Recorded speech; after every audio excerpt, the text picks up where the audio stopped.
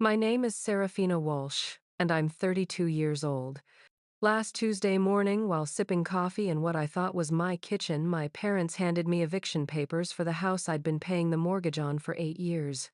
They wanted to give it to my golden child brother Marcus, just like they'd already given him a $950,000 mansion last year. The betrayal cut deeper than any knife, but what they didn't know was that I'd been recording every conversation for months, documenting their blatant favoritism and financial manipulation. When they realized what I had on them, their faces went white as sheets. Before we dive into this wild family revenge saga, tell me where you're watching from. Have you ever dealt with toxic family favoritism? Hit that like button if you're ready for some sweet justice, and don't forget to subscribe because this story has more twists than a pretzel factory. Trust me, you'll want to see how karma serves these people exactly what they deserve. The morning everything fell apart started like any other Tuesday. I was getting ready for my shift at the hospital where I work as a pediatric nurse when my parents Robert and Catherine Walsh showed up unannounced. Mom was clutching a manila folder like it contained state secrets, while Dad couldn't meet my eyes. That should have been my first red flag. Serafina, honey, we need to talk, Mom said, her voice sickeningly sweet in that way that always preceded bad news. She'd used that same tone when she told me at 16 that they couldn't afford my college tuition, yet somehow managed to send Marcus to an Ivy League school 2 years later. What's going on? I asked, setting down my coffee mug on the granite countertop I'd saved for months to afford. This house wasn't much, a modest 3-bedroom in a decent neighborhood, but it was mine. Every mortgage payment, every repair, every improvement had come from my own pocket. Dad finally spoke up, his words hitting me like a physical blow. "We need you to move out. Marcus needs this place." I laughed, thinking it was some kind of sick joke. "Move out. This is my house." I've been paying the mortgage for 8 years. That's when Mom opened the folder and pulled out a stack of papers. "Actually, sweetie, technically, we own this house. The deed is in our name. We just let you live here and pay the expenses." My blood turned to ice as I grabbed the papers.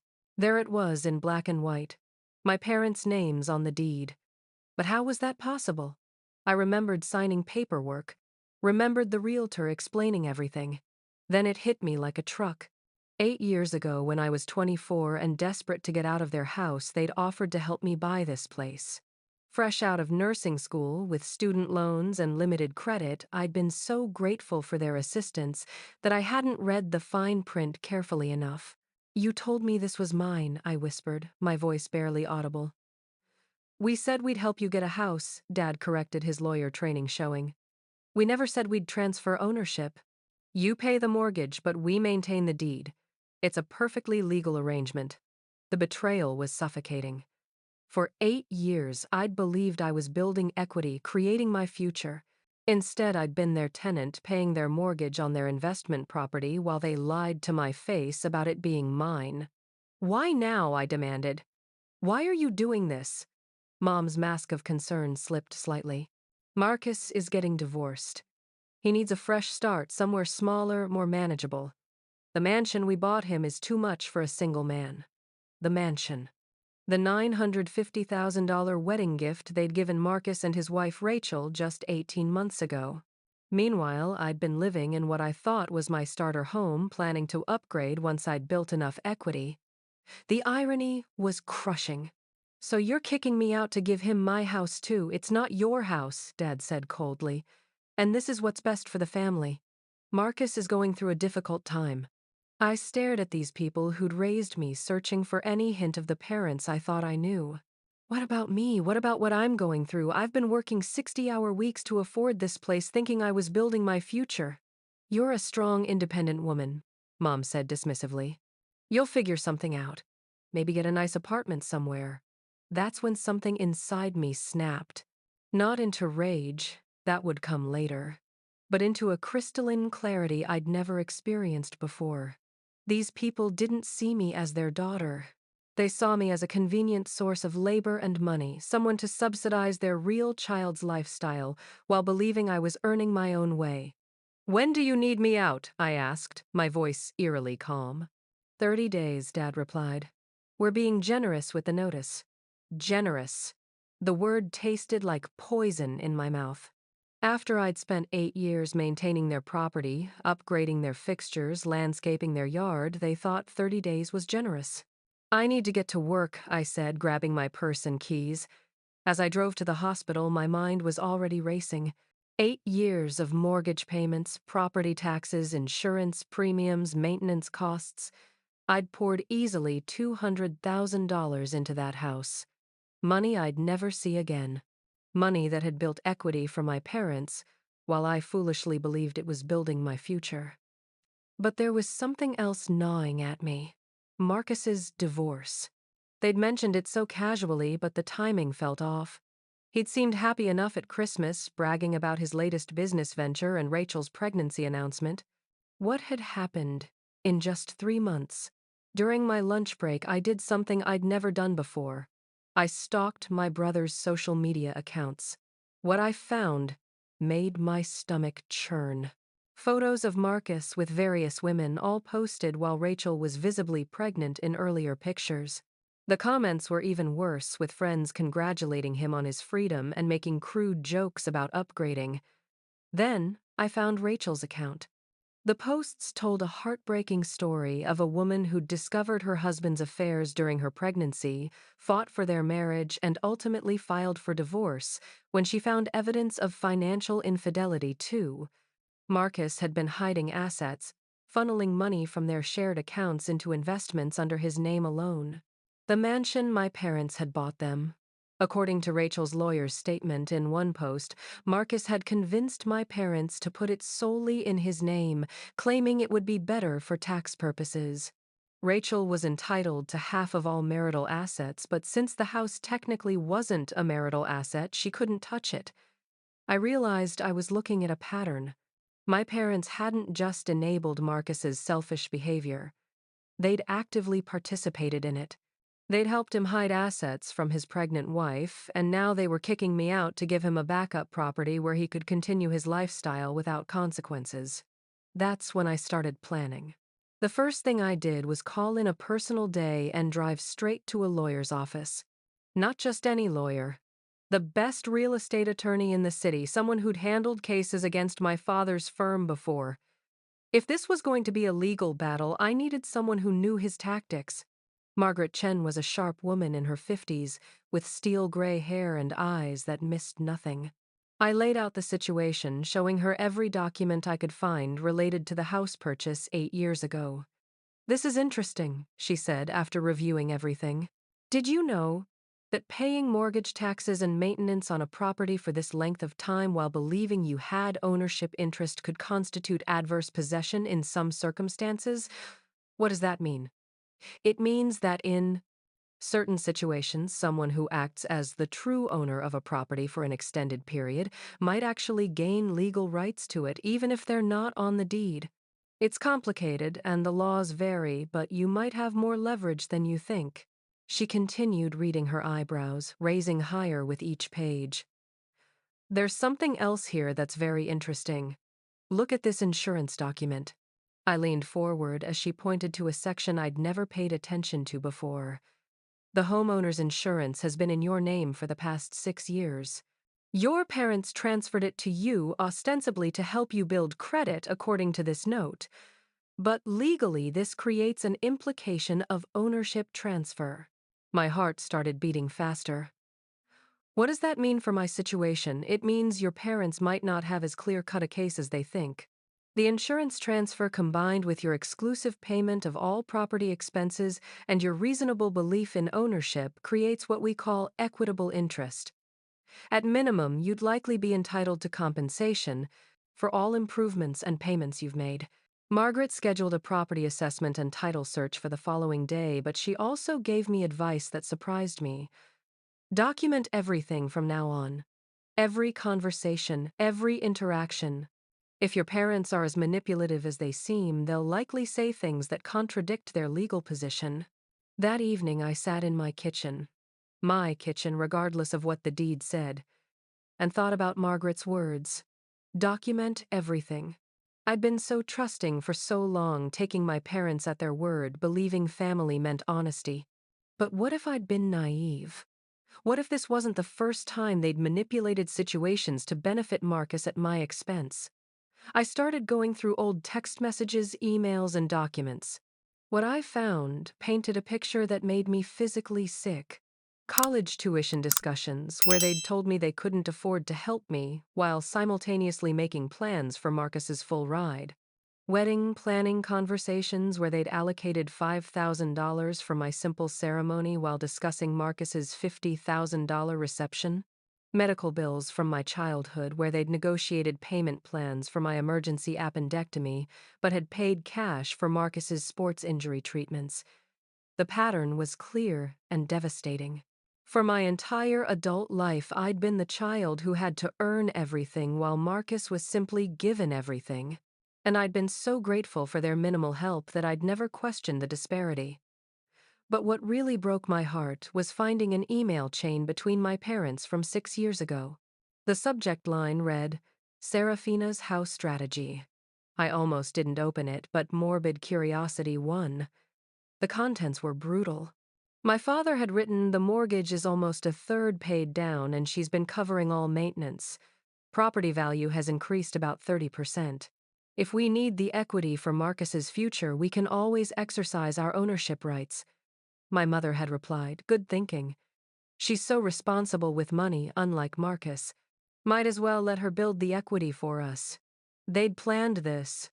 For years, they'd known they might eventually take this house away from me and they'd let me keep paying, keep improving it, keep believing it was mine because it benefited them financially. I forwarded the entire email chain to Margaret immediately. Her response came within an hour. This changes everything. This email proves intentional misrepresentation and unjust enrichment. We're not just talking about property rights anymore. This could be grounds for fraud charges. But I wasn't ready to go nuclear yet. I needed to understand the full scope of what I was dealing with. The next morning I called Rachel. Serafina. She sounded surprised to hear from me. I wasn't sure if you'd want to talk to me after everything with Marcus. I'm so sorry about what he did to you, I said honestly. But I need to ask you something and I hope you'll be straight with me. The house my parents bought you guys. Did Marcus tell you how that arrangement worked? There was a long pause. You mean how they put it only in his name? He said it was for tax reasons, but my lawyer says that's not how taxes work. Why, I told her about my situation about the house I'd been paying for that was apparently never mine, about my parents demanding I move out to give it to Marcus. With each detail, Rachel's breathing got heavier. Oh my God, Serafina. This is exactly what he did to me. He convinced me to put all my inheritance money into our investment accounts, but they were only in his name. He said it was easier for taxes that we were married, so it didn't matter. Then, when I filed for divorce, I found out I had no legal claim to any of it. How much money are we talking about? $200,000. My grandmother's entire inheritance. Gone. My blood ran cold. This wasn't just about favoritism anymore. This was about a systematic pattern of financial manipulation that my parents were not just enabling but actively facilitating. Rachel, I need to ask you something else. Have you documented any of Marcus's affairs? Any evidence of the financial hiding? Are you kidding? I have recordings, photos, bank statements, text messages, emails, everything. My lawyer says it's one of the most well-documented cases of marital fraud he's ever seen. That's when the real plans started forming in my mind. This wasn't just about getting my house back, or even getting compensation for what I'd lost. This was about exposing a pattern of behavior that had hurt multiple people and ensuring it could never happen again. Rachel, how would you feel about working together on this? I think our cases might be more connected than we realized. What do you have in mind? I'm not sure yet, but I think it's time Marcus and my parents learned that actions have consequences. Real consequences. That night, I started a new project.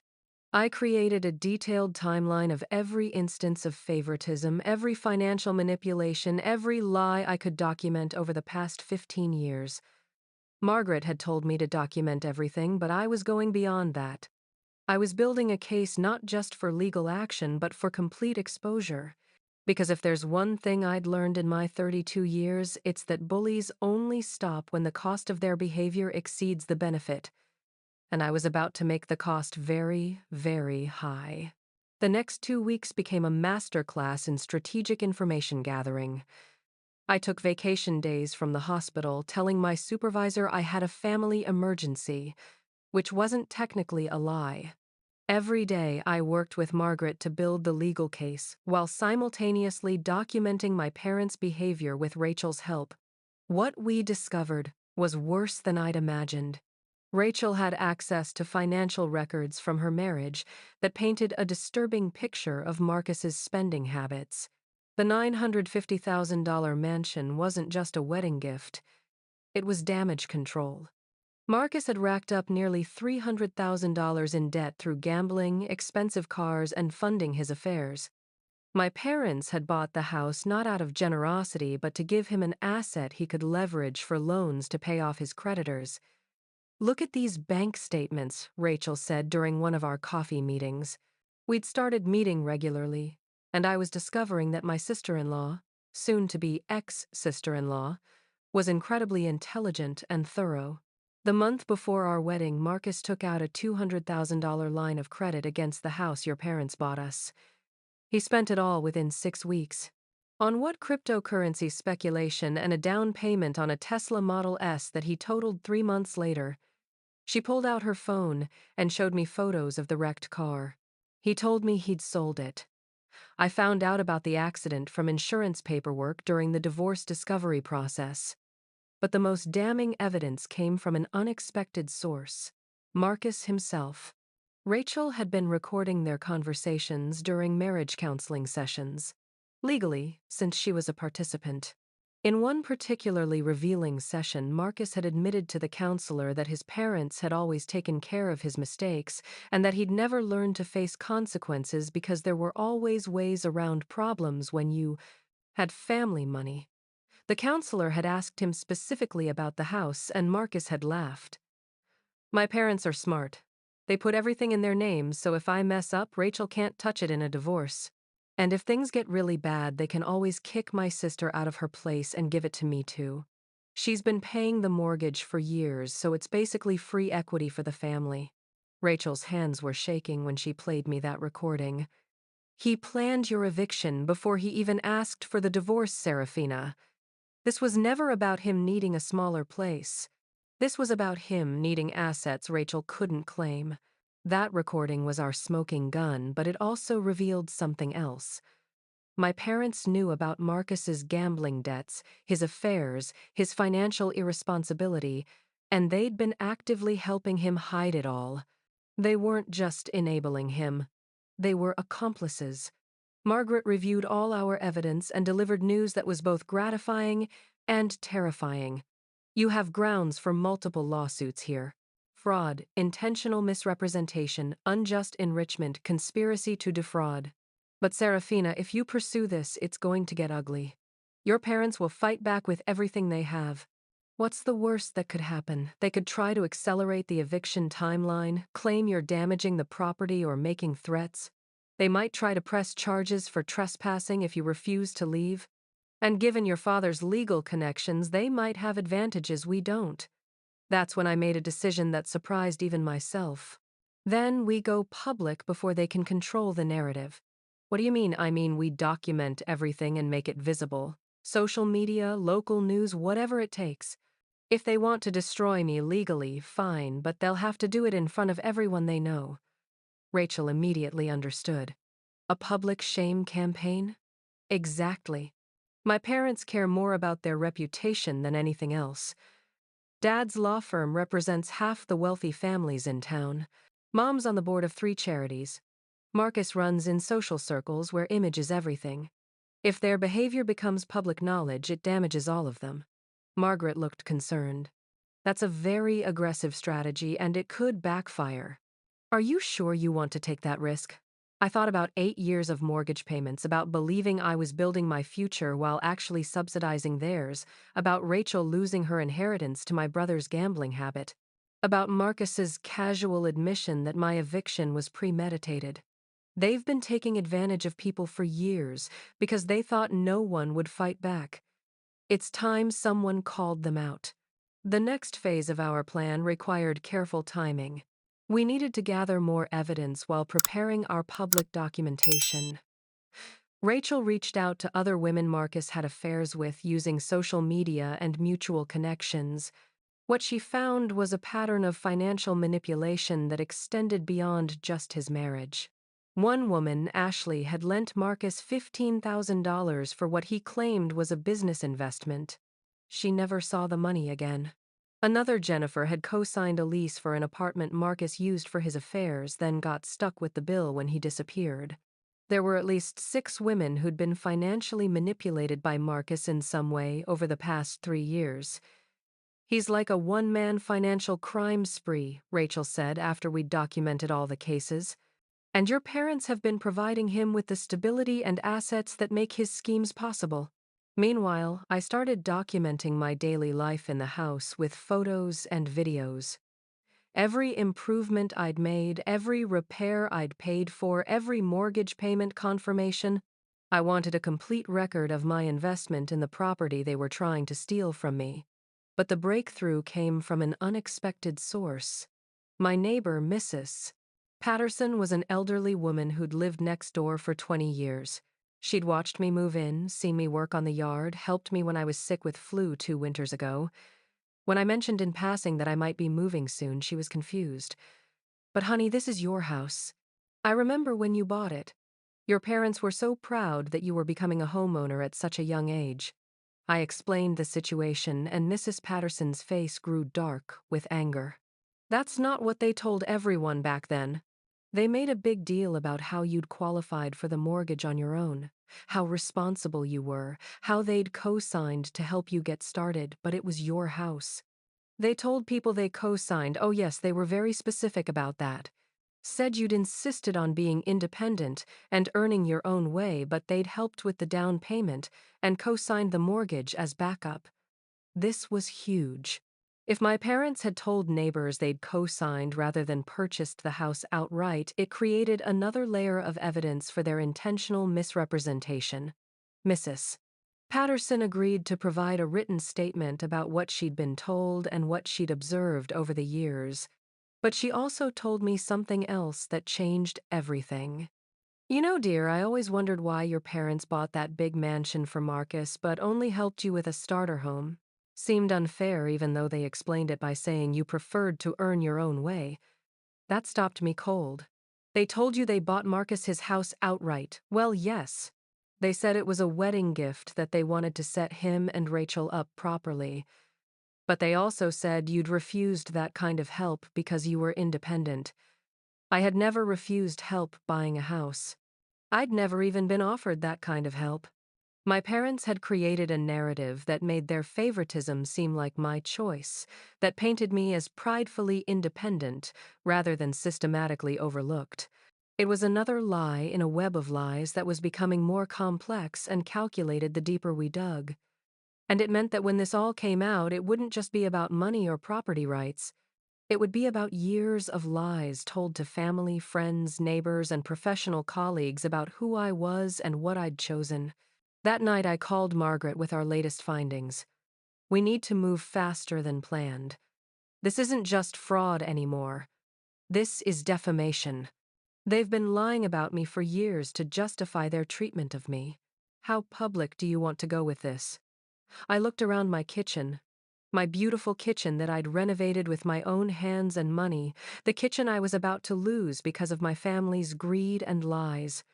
As public as it takes to make sure they can never do this to anyone again. The war was about to begin. The confrontation I'd been planning came exactly 3 weeks after my parents delivered their eviction notice.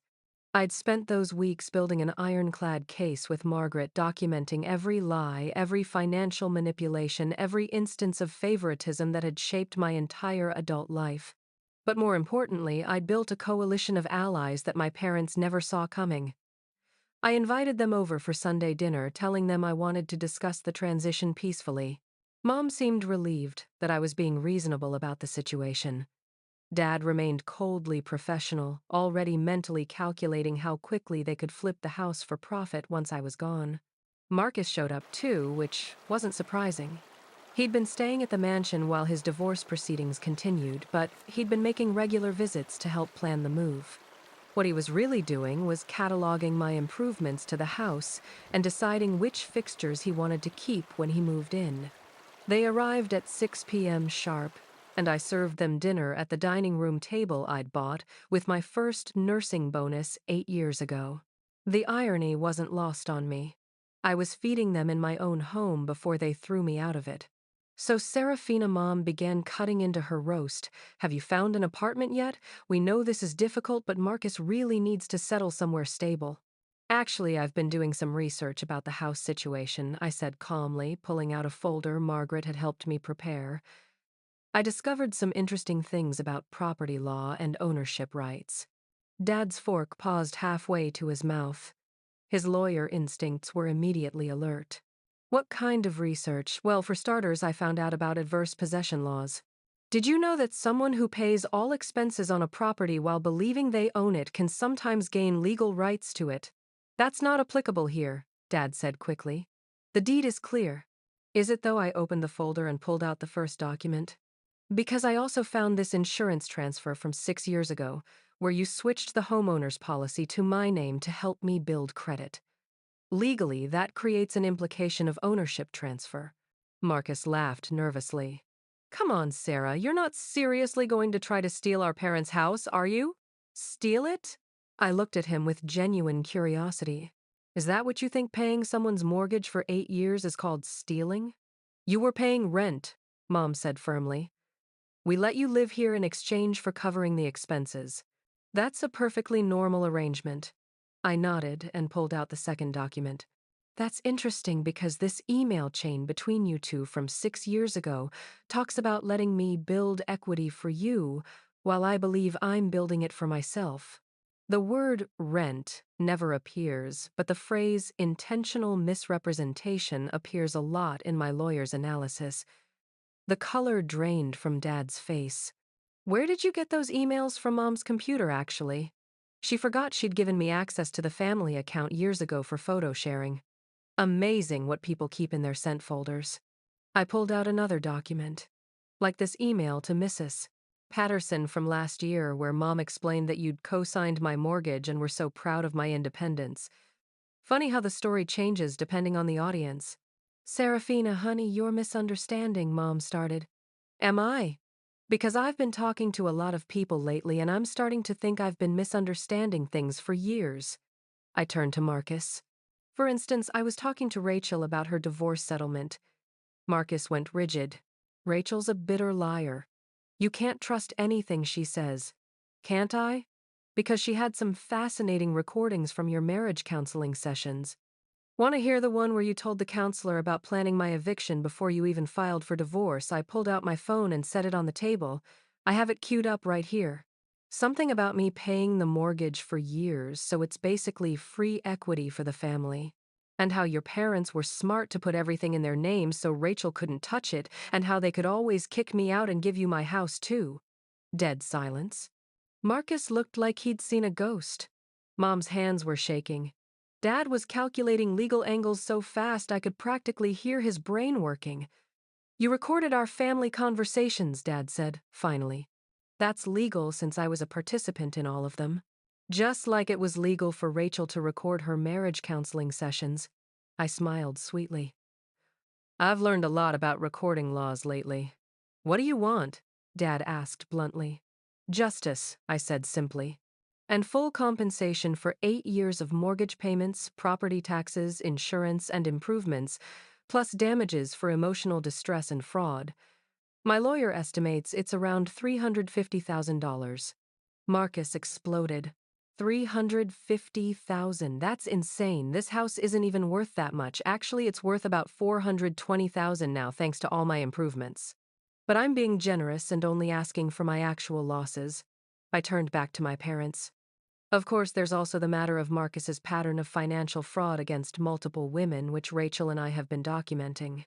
That's between Marcus and those women, Mom said defensively. Is it because several of those women have asked me about filing complaints with the State Bar Association about Dad's potential knowledge of Marcus's schemes? Apparently, hiding marital assets through parental property transfers could constitute legal malpractice if a lawyer knows about it and facilitates it. Dad's face went white. You're threatening my career. I'm stating facts. You helped Marcus hide assets from his wife using the same tactics you used to steal equity from me. That's a pattern of behavior that professional licensing boards take very seriously. We never stole anything from you, Mom, protested. Didn't you? I pulled out the final document. This is a statement from Mrs. Patterson about what you told her when I moved in 8 years ago. About how proud you were that I'd qualified for the mortgage on my own, how I'd insisted on being independent, how you'd only co-signed to help me get started. She's willing to testify that you explicitly told neighbors this was my house and that you were just helping. I leaned back in my chair. So either you lied to her then or you're lying to me now. Either way, it's fraud. The room was dead quiet, except for the ticking of the grandfather clock I'd inherited from my grandmother. Another thing they'd probably try to claim belonged to them. Here's what's going to happen, I continued. You're going to transfer the deed of this house to my name as it should have been years ago. You're going to compensate me for my losses with a payment of $200,000. And Marcus is going to enter into payment agreements with every woman he's financially defrauded, starting with paying back Rachel's inheritance money. And if we refuse, Dad asked, then tomorrow morning I'm filing civil lawsuits against all three of you for fraud, conspiracy, and unjust enrichment. I'm also releasing a detailed timeline of your behavior to every social media platform I can find, along with all supporting documentation. Rachel will be doing the same regarding Marcus's affairs and financial abuse. And we'll be providing all evidence to the State Bar Association, the IRS, regarding unreported gifts and property transfers and local news outlets. I paused to let that sink in. I've also been in touch with Ashley, Jennifer, and 4 other women Marcus has scammed. They're very interested in pursuing criminal fraud charges as a group. Amazing how much more seriously prosecutors take things when there's a clear pattern of behavior. Marcus looked like he was going to be sick. You can't prove I intentionally defrauded anyone, can't I? Because I have text messages where you told Ashley her loan was for a business investment when you actually spent it on gambling. I have bank records showing you took Jennifer's money for apartment deposits and spent it on cryptocurrency. And I have recordings of you bragging to friends about your system for getting money from women you're sleeping with. Those women knew what they were getting into, Marcus said desperately. Did they? Because lying about your intentions to obtain money is literally the definition of fraud. And doing it repeatedly across state lines makes it a federal crime. Mom started crying. Serafina, we're family. How can you do this to us? For the first time that evening, I felt my composure crack slightly. How can I do this to you? You've been systematically lying to me and stealing from me for 8 years. You enabled Marcus to defraud his pregnant wife out of her inheritance. You've told lies about me to neighbors and friends to justify your favoritism. And when I discovered it all, your solution was to make me homeless so Marcus could have another free asset. I stood up and walked to the window, looking out at the garden I'd planted and maintained for 8 years. I spent my entire adult life trying to earn your love and respect, working extra shifts to pay bills you told me were mine, accepting less help with everything because you said it would make me stronger, believing I was building my future while actually building yours. I turned back to face them. But the worst part wasn't the money. It was the lies. You made me believe I was choosing independence when you were actually just giving everything to Marcus. You let me think I was building equity when I was just subsidizing your investment. You convinced me I was being responsible while Marcus was being enabled. We did what we thought was best, Dad said weakly. No, you did what was best for Marcus, and you used me to fund it. Well, those days are over. I sat back down and pulled out one final document. This is a settlement agreement Margaret drafted. You have 48 hours to sign it and arrange the property transfer and payment. After that, we go public with everything. Dad picked up the agreement and read it quickly, his face growing paler with each page. This is extortion. No, this is accountability. Extortion would be demanding money for something you didn't do. This is demanding compensation for documented financial crimes you absolutely did commit. Marcus slammed his hand on the table. You're destroying this family over money. I'm not destroying anything, Marcus. I'm just refusing to keep paying for your mistakes while pretending everything is normal. I looked at each of them in turn. This family was destroyed years ago by lies and manipulation. I'm just finally admitting it. Mom looked up from her tears. If we agree to this, can we put all of this behind us? Can we go back to being a family? The question hung in the air like a physical weight. These people had spent years lying to me, stealing from me, and manipulating me while I tried desperately to earn their love. Even now, faced with irrefutable evidence of their crimes, they wanted to know if things could go back to normal. No, Mom, I said quietly. We can't go back to being something we never actually were. The 48 hours that followed our confrontation were the longest of my life. I'd expected anger, manipulation, attempts, maybe even threats from my family. What I got was something much worse, complete radio silence. No calls, no texts, no attempts at negotiation. It was as if they'd decided to simply pretend our conversation had never happened. By Thursday evening, I was beginning to wonder if I'd miscalculated their willingness to face consequences for their actions. That's when Margaret called with news that changed everything. Serafina, we have a problem. Your father filed an emergency restraining order this afternoon, claiming you've been making threats against the family and demanding money through intimidation. He's also filed for immediate eviction based on alleged property damage and threatening behavior. My heart sank. Can he do that? He can try, but his filing has some interesting gaps. He claims you've damaged the property but provides no evidence. He says you've made threats but doesn't specify what threats or provide any documentation. And here's the kicker. He lists the property value at $250,000, which contradicts the tax assessment you've been paying on a $400,000 valuation. What does that mean? It means he's potentially committed perjury in a court filing, and it gives us grounds for an emergency countermotion. But Serafina, this confirms what I suspected would happen. They're not going to settle. They're going to fight this with everything they have. That evening, Rachel called me with more disturbing news. Marcus showed up at my apartment today with two men I didn't recognize. He demanded to know what evidence I'd given you and told me I needed to recant everything I'd said or face consequences. I recorded the whole conversation. Did he threaten you directly? Not in so many words, but the implication was clear. He also said his parents had lawyers working on discrediting both of us, and that I'd lose my divorce settlement if I didn't back down. Are you okay? Do you feel safe?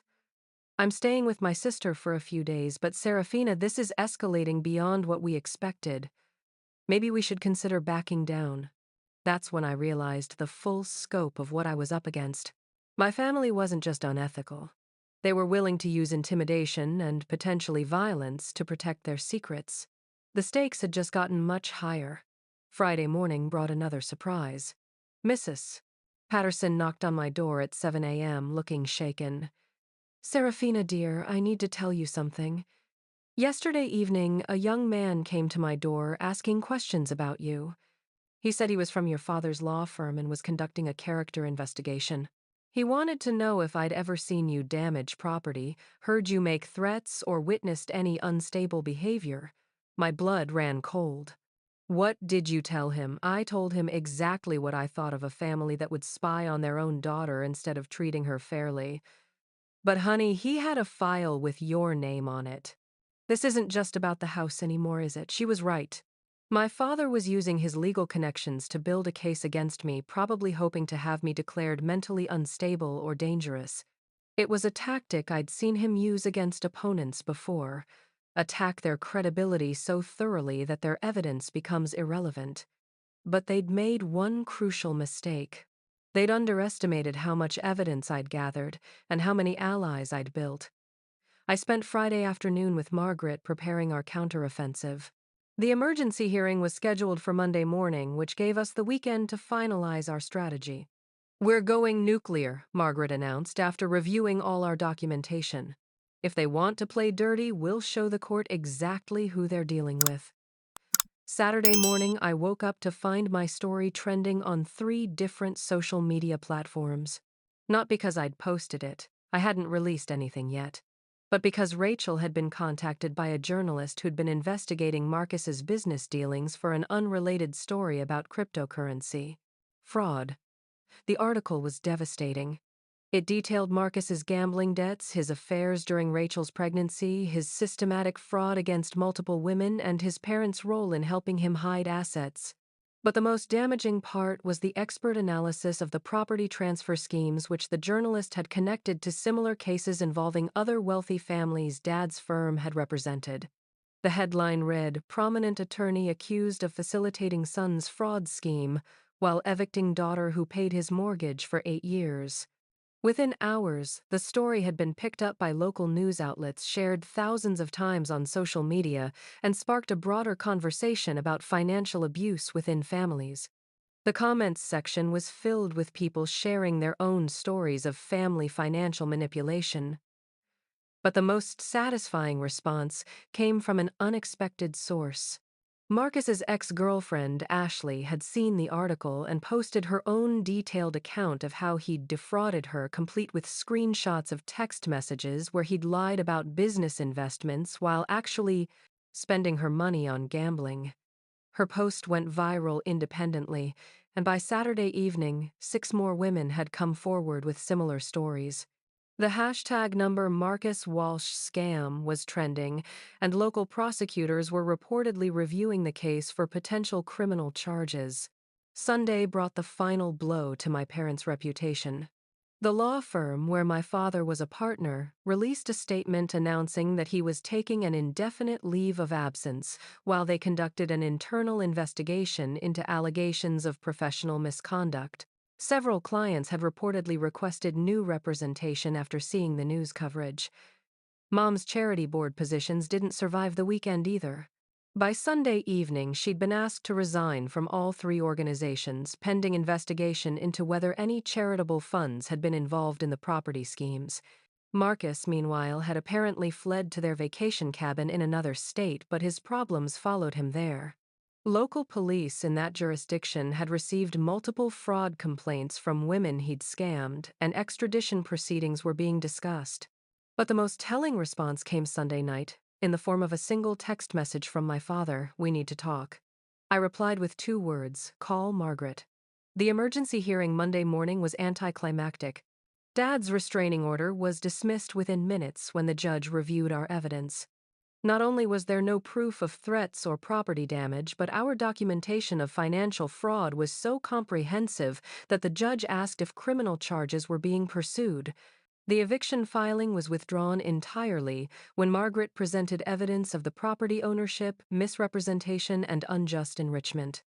Dad's own emails were read aloud in court, including the one about letting me build equity for them while believing I was building it for myself. But the real victory came when the judge ordered an immediate property title investigation and froze any potential sale or transfer of the house pending resolution of our claims. My parents couldn't even refinance the mortgage without court approval. After the hearing, Dad approached me in the courthouse hallway. He looked like he'd aged 10 years over the weekend. His expensive suit couldn't hide the fact that he was a broken man whose carefully constructed life was crumbling around him. "Serafina, please. Can we discuss a settlement privately? This doesn't have to destroy everything." I looked at this man who had raised me, who had taught me to read, who had attended my school plays and graduation ceremonies. The man who had also spent 8 years systematically stealing from me while lying to my face about it. "You're right, Dad. It didn't have to destroy everything. But that was your choice to make 8 years ago, and you made it every day since then. Now you have to live with the consequences." As I walked away, I heard him call after me, "You're making a mistake, Serafina. Family should forgive family." I turned back one last time. "Family should also be honest with family. But you forgot that part." The settlement negotiations began that afternoon. 3 months later, I was sitting in my kitchen, legally and officially my kitchen now, reviewing the final settlement documents with Margaret. The house deed bore my name alone as it should have from the beginning. The $200,000 compensation payment had cleared, covering not just my losses but providing a foundation for my future that no one could take away. But the money and property, while satisfying, weren't the real victory. The real victory was sitting across from me, Rachel, who had become not just an ally but a genuine friend. Her divorce settlement had included full repayment of her inheritance, plus damages for Marcus's fraud. She'd used part of the money to start a non-profit organization helping other victims of family financial abuse. I got another email today from someone who saw our story, Rachel said, showing me her laptop. A woman in Oregon whose in-laws convinced her to sign over her house after her husband died, claiming it was for the children's future. Sound familiar? It did sound familiar. Over the past 3 months, we'd heard from dozens of people, mostly women, who'd been financially manipulated by family members using similar tactics. The combination of emotional manipulation, legal complexity, and trust exploitation was apparently more common than either of us had realized. What did you tell her? Same thing I tell everyone. Document everything.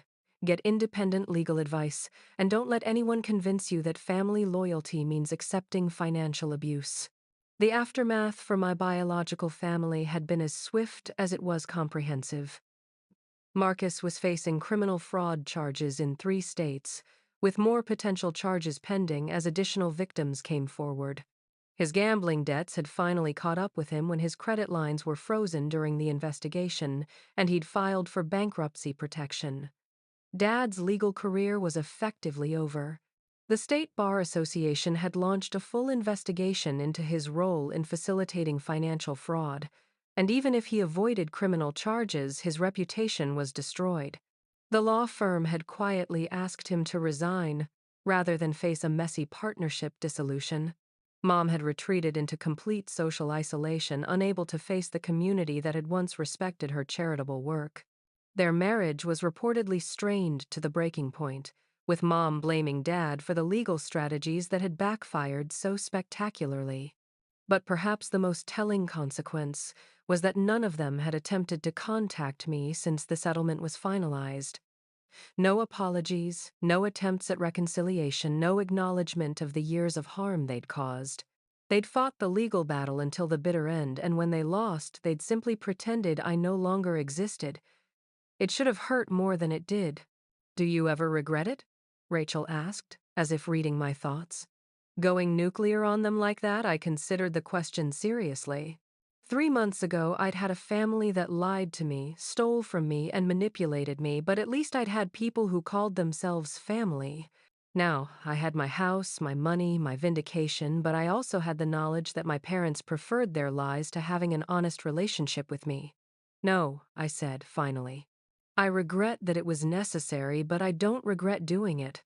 They had 8 years to tell me the truth about the house. They had my entire adult life to treat me fairly. They chose not to, and when confronted with evidence of their behavior, they chose to double down rather than make amends. Rachel nodded. I feel the same way about Marcus. Sometimes people show you who they really are, and believing them the first time is actually a kindness. To yourself and to them. The kitchen timer chimed, interrupting our conversation. I was making dinner for what Rachel and I had started calling our chosen family dinners. Weekly gatherings with friends who'd become closer than blood relatives. Tonight's guests included Margaret Mrs. Patterson from next door, 2 nurses from my hospital who'd become close friends during the whole ordeal, and surprisingly, Ashley and Jennifer, 2 of Marcus's other victims who'd become part of our extended support network. As I pulled the roast from the oven, the same recipe I'd served my parents the night I'd confronted them, I reflected on how much had changed. That dinner had been about truth-telling and consequences. These dinners were about building something new and better. Mrs. Patterson was the first to arrive carrying her famous apple pie and the latest neighborhood gossip. At 83, she'd become something of a surrogate grandmother to me, filling a role my actual grandmother might have played if my parents hadn't controlled those relationships too. "How's the new garden coming along, dear?" she asked, peering out at the backyard where I'd expanded the flower beds using part of my settlement money. "Beautifully. I planted those rose bushes we talked about, and the herb garden is already producing enough for the whole neighborhood." Margaret arrived next, carrying legal documents as always, but this time they were for the nonprofit Rachel was establishing. We'd decided to formalize the victim support network we'd accidentally created, providing resources for people facing family financial abuse. "The paperwork's almost complete," Margaret announced. "Family Financial Justice Foundation will be officially incorporated next month. And I have good news. 3 other attorneys have volunteered to provide pro bono services for victims who can't afford representation." Ashley and Jennifer arrived together, having bonded over their shared experience with Marcus's fraud. Both had rebuilt their finances and their confidence over the past 3 months, and both had become advocates for other women facing similar situations. As we gathered around the dining room table, I looked at these women who'd become my real family. Not through blood or obligation, but through choice and mutual support. We'd all been betrayed by people we trusted, but instead of letting that poison us, we'd used it to build something stronger. "I have an announcement," I said, raising my glass of wine. "I've decided to go back to school to become a family financial counselor. I want to help other people recognize and escape the kind of manipulation we all faced." The table erupted in congratulations and questions about my plans. As I explained my research into family financial abuse and my application to a specialized graduate program, I realized that my parents' betrayal had inadvertently led me to my true calling. "You know what the ironic part is," Rachel said, after I'd finished explaining my career change. "If your parents had just been honest with you from the beginning, none of this would have happened.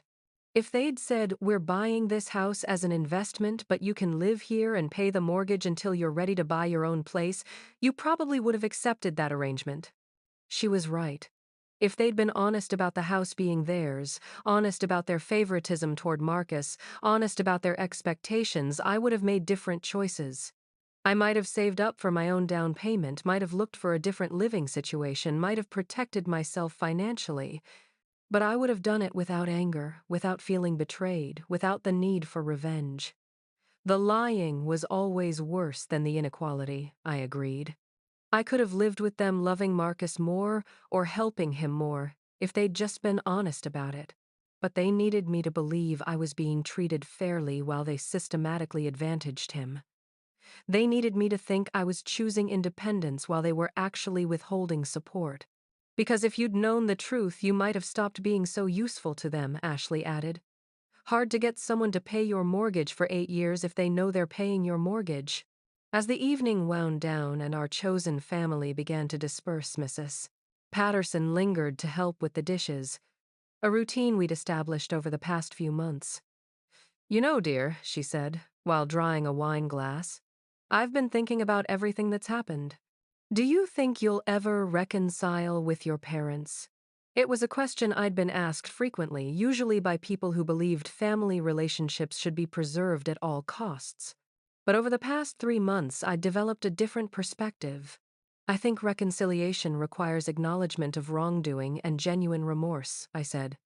"If they ever reach the point where they can honestly confront what they did and why it was wrong, then maybe we could have a relationship based on truth instead of lies. But that would require them to fundamentally change who they are, and I'm not holding my breath." Mrs. Patterson nodded thoughtfully. "Sometimes the kindest thing you can do for someone is let them experience the consequences of their choices. Maybe losing you will teach them something about how to treat the people they claim to love. Maybe it would. Or maybe they'd continue to blame me for destroying the family rather than examining their own actions. Either way, it was no longer my responsibility to manage their emotions or protect them from the results of their behavior." As I locked up the house that night, my house with my name on the deed and my mortgage payments building my equity, I felt something I hadn't experienced in years: complete peace with my decisions. The kitchen where I'd confronted my family was now filled with laughter from friends who'd chosen to support me. The dining room where I'd laid out evidence of their betrayal now hosted weekly gatherings of people building each other up instead of tearing each other down. The garden I'd tended while believing I was investing in my future was now actually mine to enjoy for as long as I wanted. Sometimes justice looks like dramatic courtroom victories or public vindication. But sometimes it looks like quiet satisfaction, genuine friendships, and the freedom to build a life based on honesty instead of manipulation. 3 months ago, I thought I was fighting for my house. What I was actually fighting for was my right to live without accepting lies as love, manipulation as family loyalty, and financial abuse as normal family dynamics. I won more than I ever dreamed possible. Before I finish this story, I want to ask you something that's been on my mind throughout this whole journey. Have you ever experienced financial manipulation from family members who claimed it was for your own good? Have you found yourself paying for things or giving up resources because family guilt made you feel obligated? Drop a comment and let me know your thoughts. I read every single one, and your experiences might help other people recognize similar patterns in their own lives. If this story resonated with you, please hit that like button and share it with someone who might need to hear it. Family financial abuse is more common than most people realize, and talking about it openly is the first step toward helping people escape these situations. And don't forget to subscribe for more stories about standing up to toxic family dynamics and building the life you actually deserve. I'll be sharing more about my journey toward becoming a family financial counselor and the incredible people I've met along the way. Thank you for taking this journey with me, and remember, you have the right to demand honesty and fairness from everyone in your life, especially the people who claim to love you. Sometimes the greatest act of self-love is refusing to accept treatment that you would never inflict on others. Keep fighting for your truth and never let anyone convince you that accepting abuse is the price of family love. You deserve so much better than that.